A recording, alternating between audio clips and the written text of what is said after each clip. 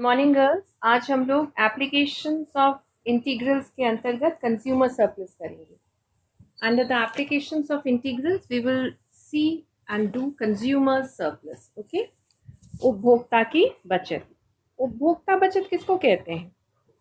मान लीजिए आप एक वस्तु के लिए 10 रुपया देने के लिए तैयार हैं, लेकिन आप एक्चुअली में उसके लिए 8 रुपया भुगतान करती हैं. तो 2 रुपया के रूप में जो खुशी या संतुष्टि आपको अधिक मिलती है और 2 रुपया के रूप में जो बचत भी होती है, उसी को कहा जाता है consumer surplus. Right. So what we actually pay and what we are ready to pay, the difference between these two is the surplus of satisfaction that any consumer derives, and this is known as consumer surplus. किसी भी उपभोक्ता की देने की इच्छा उसकी मांग से व्यक्त की जा सकती है. So the demand function, what is the demand function? Demand function represents the desire to pay. ठीक है. ये क्या दिखाता है? पे करने की क्षमता या पे भुगतान करने की इच्छा. ठीक है. और जो हम रियल पे करते हैं वो क्या होता है?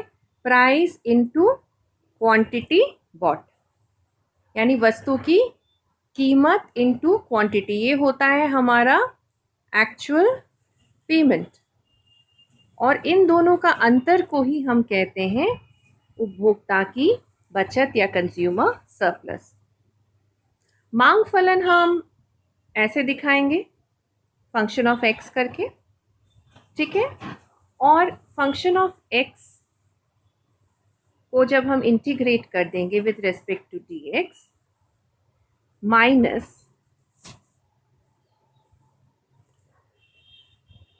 rather function of x minus p into x dx, इसका इंटीग्रेशन करते हैं तो हमें मिल जाएगा consumer surplus. This is the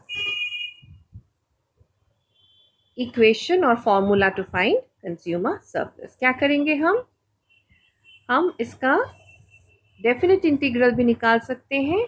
0 से लेके d0 तक लेंगे या x0 तक लेंगे. ठीक है. और यहाँ पे हम function of x minus P x करेंगे या p0 x0 ले लेंगे. ठीक है. तो ये क्या हो जाएगा हमारे लिए? हमारा उपभोक्ता बचत निकल जाएगा. एक एग्जाम्पल के द्वारा ये समझते हैं इसको. मान लिया जाए कि उपभोक्ता बचत के लिए मांग फलन दिया हुआ है P is equal to 20 minus 2x. ठीक है. जहां P क्या है? कीमत है. X क्या है? क्वांटिटी है, मांग की मात्रा है. हमें उपभोक्ता बचत ज्ञात करनी है जब P इज इक्वल टू 4 है, यानी 4 रुपया है. ठीक है. तो P हमारे पास 4 है तो इसको हम P0 मान के चलेंगे. राइट. तो P 4 है तो हम इससे x0 भी निकाल सकते हैं. 4 is equal to 20 minus 2x और 2x is equal to 20 minus 4. So what is x?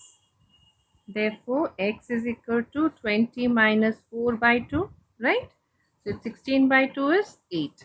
इसको हम x0 ही मान के चलेंगे. p0 हमारा क्या था? 4 और x0 हमारा 8 है. ठीक है. तो कंज्यूमर सरप्लस हम कैसे निकालेंगे? उपभोक्ता की बचत. तो कंज्यूमर सरप्लस का हम फॉर्मूला में डाल देंगे.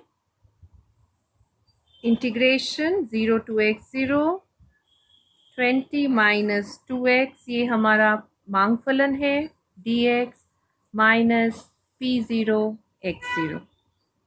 इसको क्या करेंगे हम लोग? इंटीग्रेट करेंगे. राइट. इंटीग्रेशन करने से ये आ जाएगा 20x minus 2x square by 2. 2 gets cancelled.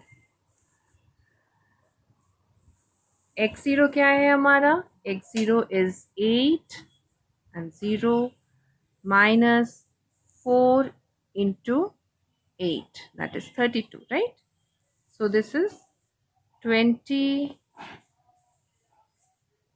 into 8 minus 8 square. 0 का हम लोग 0 ही लेते हैं, तो उसका हम लोग अभी कुछ नहीं लेंगे और ये -32 हो जाएगा. So this is 160 minus 64 minus 32. Fine.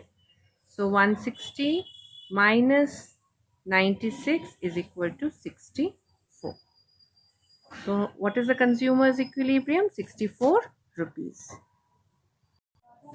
Hope you've understood this concept. We'll move on to the producer's concept, producer's surplus in the next lecture.